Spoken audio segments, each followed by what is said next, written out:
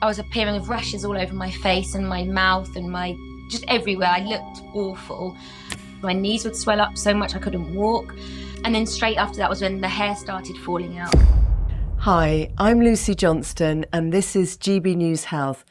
Please don't forget to subscribe to the GB News YouTube channel.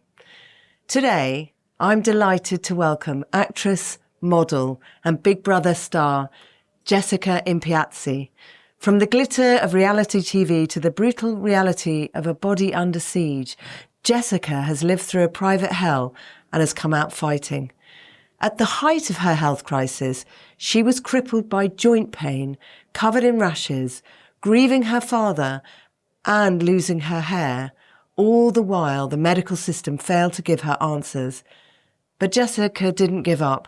She is now turning her pain into purpose with the launch of a new support platform for others with autoimmune diseases, which she has. Jess, welcome, and thank you so much for joining us. Thanks for having me. Thank you so much. So, Jess, most people know you as a sort of vibrant, glamorous star from shows like Big Brother. But behind the scenes, from about late 2022, your life took a terrifying turn. And at your lowest, you were exhausted, in pain, grieving, and barely able to function. And can you take us back to that moment when everything started to unravel? Tell us what was happening to your body and to your life. Yeah, so I've always been a very fit and active person. So I trained at Italia Conti School, I had scholarships, I was absolutely flying. So fitness to me and health, that just was part of my life. I'd always been involved in that. So, as I say, around, 2023, end of 22, 23, I was getting these little symptoms that you just know your body. And mine was giving me little signals that I couldn't understand. So it started off actually with some gastro problems. And I thought maybe I was allergic to something or, just something wasn't feeling quite right. That I did go to the doctors for that at first, and they gave me some omeprazole and just said, it's some digestive issues. But again, nothing happened, nothing helped. And as we fast forward over the months of 2023, I was appearing with rashes all over my face and my mouth and just everywhere. I looked awful.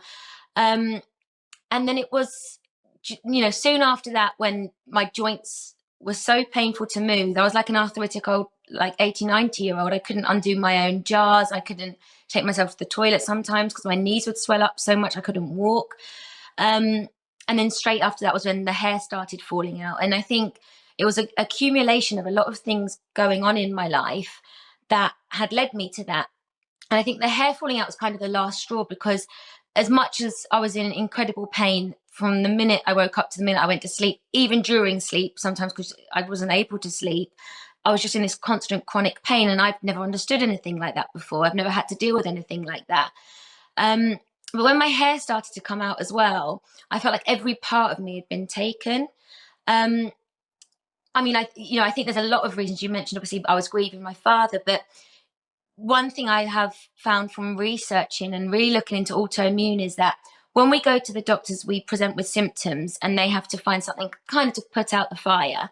And that's where our medical system is. It's to put the fire out and treat the symptoms, not the cause. So when I was told you have lupus, a chronic health condition, and you'll have this for life, I just couldn't accept that. And I know, I've been told acceptance is key. You must accept it. And I thought, I'm not going to accept that, because looking through, going online and doing lots of research, I know people tell you not to. I was finding people that had reversed their autoimmune disease or at least gone into remission.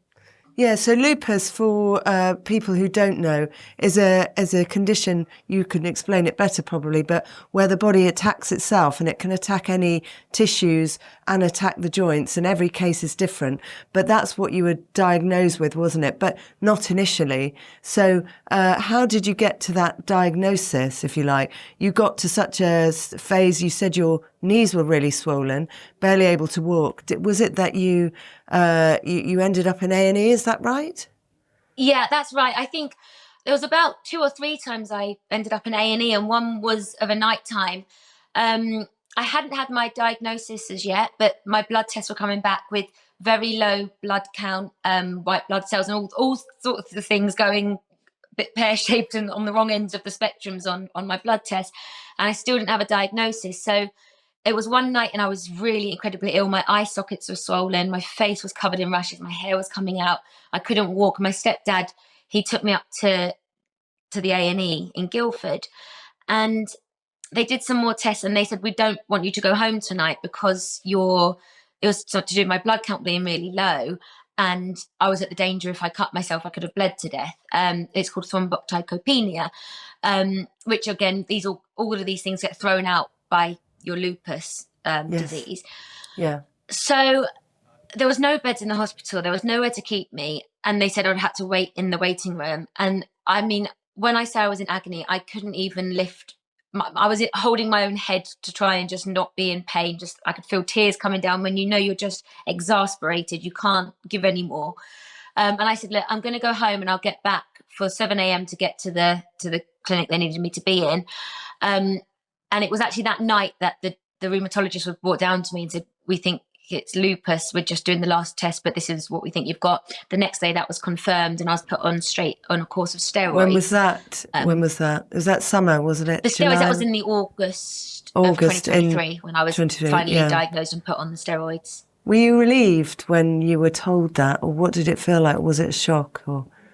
Funnily enough, I was relieved because I knew something was really wrong, and your mind can go to all places when you don't know. And I think when you find out, when you have an answer, you can figure out where to go from there. And it's when you don't have the answers, that's the frightening part. And unfortunately, with a lot of autoimmune diseases, it takes quite a long time to get diagnosed because they have to puzzle piece to get the actual diagnosis, because there's so many different things that could actually be. So it's a difficult one. But once I had the diagnosis, I really felt, okay, what can I do now? I've always had that kind of attitude where, okay, I want this result. How do I get there? I don't say, oh, that's it then. I've never been able to do it. In fact, when I went to my theatre school, I didn't get in the first time.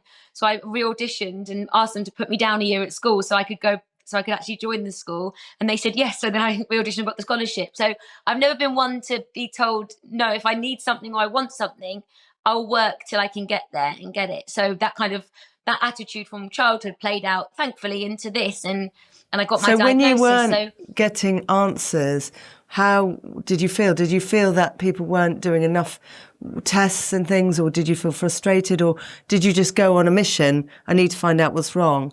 What was that like, trying to get help from the medical system and not being believed? That was very frustrating. Yeah, very frustrating, because at the beginning I was going a lot to the doctor and I was just like pleading, to have some tests done. Don't just give me a omeprazole because of what I'm telling you. There's something else going on here. This isn't going to fix it. And I'm not one to be a hypochondriac. I know when something's out. And I think we don't listen to our gut feelings anymore because we're told, oh, the medical people know best. But no one knows your body like you do. It's how you express it to your doctor that really helps. But I had to go back numerous times, more tests, until eventually, the A&E got so bad that I was in A&E. But, it's frustrating because you're at a loss and you feel like no one's really listening. And it's almost like, everything's so stretched with the NHS that you feel like you're a bit of a burden, keep going back. And then you almost get yourself a bit more sick because you're not going as much because they're just kind of palming you off with other things. And actually I needed serious medical attention because if left, that can kill you. So, it was a very frustrating process, but I wasn't one to give up. But you were also caring for your father at the time. So he had cancer and in a hospice. So how did that grief and stress sort of feed into your illness? Do you think it contributed Yeah, I think when I was losing my dad, I wasn't sick at that point, and I was working. I was going up to London to film or do some presenting work, and I'd be down. I had so much stuff going on that I was trying to see my dad every day before I'd have to go up to London from Surrey. And, my dad, bless him, he'd had quite a lot of problems probably about the 10 to 15 years leading up to this, mental health and alcoholism and some really sad circumstances. But I've got him, cleaners, I've got people to carers to go around and help him when I couldn't be there, till eventually he had a fall. I got him into A&E and they found cancer in his lungs, and it spread kind of everywhere. Okay. So I got him moved to a hospice near me, and it was such the time when he was going, we had a lot of time to kind of heal anything that may have gone wrong in the past, because alcoholism is a disease as well. And he managed to, in the hospice, they cleaned him up. He also had vascular dementia and the lung cancer. So watching him deteriorate was really hard. But at the same time, I knew he was in the best place. He was getting the best care. And, we kept him clean and healthy and safe right till the end. And I held his hand at the end on taking his last breath. And I said, "It's okay to go now, Dad." And off he went. And, I always treasure that moment, because I got to have that. Not everyone gets that opportunity. Yeah. And, we got him through a hard time, and we managed to part in a lovely way. But it is stressful. And I think anyone that's lost a parent, or, anyone, death is never easy. It's one of the hardest things to go through when you lose a loved one. And I think there was a lot of contributing factors to me developing the disease. There's other theories I have, which I won't go into, but I know that stress is obviously a huge contributor to autoimmune development in the body. 80% of women actually have autoimmune diseases. And the theory around that is actually we take on a lot more of the burdens. When we have children, we're also working, we're also doing the housework, we're also doing the children. Whereas it's kind of more of a societal thing that we end up just doing. I don't think I've met a woman around me that doesn't, take up a bit more of the slack in the household. Yeah. So there is that theory of why it's 80%. You say, but also we have autoimmune genes and hormones. Yeah, so autoimmune diseases are more prevalent in women. So of the autoimmune disease burden, 80% of it is in women. So you're saying that you think that is could be to do with the fact that we take on burdens as women. We do take on a bit more pressures, I think. I think as a woman, we do have that, I look into things and I try and see everything from both sides. But I think I know for me as a fact, I've always been the peacemaker. I've always been the person that wants to people please. I don't want to have any conflict in the house. I've always been that way inclined. And actually, Dr. Gabor Mate talks a lot about this, about the societal pressures on women, which would mean obviously you're more prone to stress, which is the cortisol throughout the body, which then unbalances the body, which then triggers the immune system to retaliate. So just from looking at research and papers, and not excluding myself and what I know I do, it kind of seems that seems to be a trend around that, yes. And that's being one. Yeah. So you actually started looking for answers outside the conventional route, because the traditional treatment for lupus is steroids and I think more steroids, isn't it? And it doesn't fix it. It's a chronic disease. It lasts forever. You're now looking amazing and you're in remission. So what kind of answers did you look for, and how did you find them? What sparked your interest in sort of, you looked at nutrition, the nervous system regulation, this more holistic healing? Yeah, well, I knew, obviously, I went on steroids and I was supposed to be on them for 3 months, and I was on them 8 months with hydroxychloroquine and azathioprine, which are all really intense drugs that have their own side effects. So I wanted to look around at people that have managed to get into remission and see if they can get off the medication, because it's dangerous for my body. At the same time, you've got to weigh up the risks. But I realised that this is just to suppress my illness rather than treat the root cause. Now, I know that I've been on fight or flight my entire life. From childhood, I had a very disturbing childhood in parts, and a lot of negative, dangerous things were happening in my home sometimes. And I met people that, all had similar things, that all ended up with an autoimmune disease. And I've witnessed this pattern, so I delved in deeper. And when I started to talk to you, I went through a program at the Grey Cotswold, which is a holistic healing kind of place. And I went real into nervous system regulation and ways to calm myself down. I realised I was always fidgeting, or I couldn't sit still because I was always on the lookout for danger almost. My nutrition, we eat so many preservatives in our food that weren't there right back in the day. And with the increase of autoimmune disease, there's got to be some sort of correlation. I found that autoimmune disease normally starts in the gut, so your gut's imbalanced. And I found these 6 pillars in life, which is sleep, well, they kind of fall into each other, but mind and body, sleep, nutrition, nervous system regulation. And within them pillars, if we work on them all, they all kind of interact with each other, and eventually your system can calm itself. And if your system's dysregulated, your body's going to be dysregulated. I don't think people, if we look back, people kind of say, oh, it's a bit woo woo to go holistic, but it's not. It's normal lifestyle things that we pulled away from because we've got mobile phones. We can work till midnight. We can be up at 1 o'clock doing work. We've got all these things that can just be, chucked to us with ease. We eat food from a microwave that's got preservatives in it. We're not cooking like we used to. And all of these things are making such an impact. And it's taking us away from learning how to even do it ourselves. So I found some incredible people who really understand autoimmune gut imbalances and anti-inflammation foods that can do recipes for people, sleep health therapists that can really help you understand your sleep. Like, most people don't know that having a phone by your bedside is disturbing all of our sleep patterns, and just looking at that blue light is upsetting the imbalance for, if we look out the window of the morning, to have the light for your circadian rhythm. That's so important for our bodies to know when it's time to wake up and go to sleep. Like, if you look at animals, they don't need an alarm clock because it's natural to them, and we've come so far away from all of that it's unfortunately dysregulated us and causing us a lot of health issues. So Ada, the autoimmune disease assistant, I came up with my business partner, because I wanted a bank of these people, a knowledge hub for people to go to find the information of how to fix these little things that make the big difference. So it's Ada, AIDA.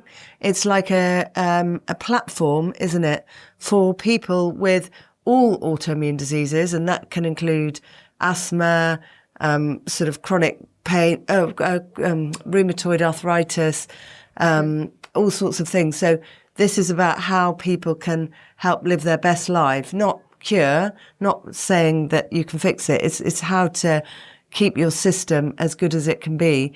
But is that launching soon, or have you launched that now? How is it? Yeah. So I've been really wanting to get it perfect. So it's launching at the end of June on our beta launch. So that's when it goes out to testing, and then we're shooting out for July. So fantastic. Yeah, we just want to make sure people have the knowledge, because that's what we're lacking, I think, with modern day. I know we've got knowledge in science, we haven't got knowledge of our own bodies anymore, and it's a great platform to understand that again. Yes. And so that is how are you now? You're in what's called remission. So explain what that looks like. And are you still on the drugs, and how are you doing? And, where did you get your hope from? There's lots of questions there, but yeah, how are you, and how long did it take you to feel so much better? Because clearly you've made a massive recovery just from. So my lupus is in remission. I'm not off my medication. So I suggest do these things alongside your medication, and eventually over the course of how your body responds, your rheumatologist will start lowering your dosage and trying to help in that respect. But for me to get into remission, I really worked on my nervous system. I really gave myself time to breathe. I stopped trying to rush everything. I learned to say, no, I can't do that anymore. And I picked up all these habits now that became a lifestyle, and I cook very healthy. And I have the occasional chocolate, when I need it, but I kind of stick to an 80-20 kind of rule with my life. I just learned to calm down, and it did get me into remission. As I said before, I couldn't get off of steroids. So when I was still living in this hypervigilant kind of state and eating quick fast food, I wasn't able to get out of my steroid tablets, because it was just, and that has obviously its own consequences with steroids. Once I really took this seriously, the steroid use stopped. I'm now on just my daily medications. What is that? But I'm not flaring up. What is the medication that you're on? So I'm on two. One is called azathioprine, and one is called hydroxychloroquine. So they are not steroids. They're immunosuppressants. Okay. So that's brilliant that you've come off steroids, and these drugs are just. And can you be on those for life? Are the side effects significant, or what are you hoping? When you read up on it, it's quite frightening, because the increased risks of cancer, increased risks of so many other things. The hydroxychloroquine can cause blindness, and my mum's actually blind. She's been for about 18 years now, so that was always quite frightening. So I have to go for regular checkups for my liver because that can be affected by one of the other tablets. So there's a lot of worry for me about that. But, I'm monitored all the time. And the more I stay in remission, the easier it is for me to have the doctors lower the dosage at some point. Yes, yeah. So that's great. And do you feel like you have the energy levels that you did? You used to do 5K runs, didn't you, on a daily basis, and you were incredibly fit. You look really well. Do you feel well? I do. I think I understand my body and my limits better now. So I wouldn't go off and do a 5K every day again, because I know that would be too much for my body to take. But from where I was, where I couldn't take myself to the toilet, if I can do, a small run or even a walk four times a week, if I do a nice walk, I'm moving my body, and that helps keep everything in order. I wouldn't push myself I did actually a few months back push myself and did a half marathon for guide dogs. And I don't know how, but I didn't flare up the next day, which I was prepared for. But I didn't flare up. So that was quite impressive. And I do, thank my lifestyle changes for not flaring up at that point. So no, I feel well. I know when not to push it. I know if I'm feeling a bit tired one day, not to go and do anything. I'll be a bit more quiet on that day. I'll do a bit more work from home. And I know my boundaries of my body. And that's another thing about it. It's just learning your body and understanding it and stopping yourself from going into a flare. Because if you push it, that's when that can happen. I'm with you. So with your new platform, AIDA, AIDA, what kind of support will people find through that? And how is it different from the NHS, the help that the NHS provides? Yeah. So, NHS would say, like, when I went to the hospital, it would be like, you need to de-stress, eat a good diet and do this. But there's no real way of doing that. And it's very easy for someone to say, oh, don't stress. And you go home and you're still stressed. You don't know how to fix that. So we've found from all over the world the best holistic practitioners that understand nervous system regulation, that understand diet specifically for autoimmune, that understand diet for anti-inflammation foods. We've even got people that do blood testing. We've got people that do DNA testing to find out what specifically works for your body. And you can work with whoever you want. You can find them from the bank of people we have. You can read all their articles. That will be constant news advice from their end, and what's the latest kind of information for diet, for example, as an article. But then also you can directly go and work with them if you want to get more information, if you want personalized projects. So it's a knowledge hub, but also giving you the opportunity to work with any of these people on an individual basis if you wanted to go and do so. That's great. Because I know that my nervous system was shot to pieces, and I needed someone specifically to work on that. And once I did that, everything else started to follow. Yeah, it's great. I don't think there's anything else like it. And just for lupus, I think there's about 70,000 people in the country with it. But what do you say to someone who might be listening right now, who's just been diagnosed with an autoimmune disease or with lupus, and who's really struggling and just feels really alone? How do you give them that hope? Well, I back in, I would say, May, June, July, August of 2023, I was so poorly. I would lay on my sofa and I thought, if it's going to kill me, just let it do it now. I was absolutely ready to I didn't care anymore. I thought, I can't live like this. I don't want to live like this. And I'd spoken to a few people online and they said, there is hope. It does get better, I promise. But when you're in the midst of it, you really feel like there's no hope. But just stick with it. Stick with your medication. Keep going to the doctors and get that fire put out, because at first that's when it's the worst, really, because that's how you know it's present in your body, because you're so unwell. Get the fire put out and then start looking at your lifestyle habits that you can change. And I promise you can start easing the symptoms. I honestly thought my life was over in 2023. I didn't want to be here anymore. And now I'm thriving and helping other people to get back to where I am. So there is always hope, and there's always ways to get things in a better position. It may be that we have a different life now, but there is hope to do the best of our ability for that future. Yeah, to improve. And so, you've clearly been through so much, but you've sort of come out the other side with purpose. How do you think the journey has changed you as a woman and a partner and a public figure? I feel like I obviously doing a bit of the reality TV straight after theatre school, I think people really had an opinion of me of being quite silly and, just this glamorous silly girl. But I think it taught me to believe in myself more. And I've always known I'm headstrong. I've always known what I wanted to do, but I let the outside world kind of tell me what I should be. And I think just from having this diagnosis, when I said, no, that's not happening anymore, I know who I am. I don't need to prove that to anyone. And in doing so, I've ended up creating this massive platform to help a lot of other people. I just feel that me as a person now, I'm more confident. I'm braver. I feel able to speak on something I have knowledge about rather than feeling small. I'm ready to go big and help anyone I can in this situation. And I just feel, everything, I know that very cliche, everything happens for a reason, but without my diagnosis, I wouldn't be here. And for me, having a bit of purpose to help other people get out of the hole I was in fulfills me more than anything ever could have in this world before. So it's given me so much more purpose and joy to see other people thriving from doing these techniques. That's an incredible thing to say. Well, I think thank you so much, and thank you for watching. And please don't forget to subscribe to the GB News Health channel. It's an incredible journey.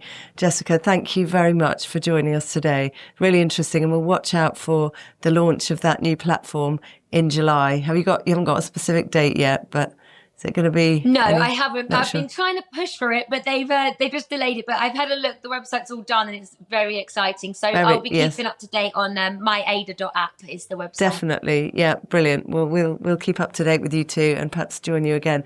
Thank you so much. Thank you.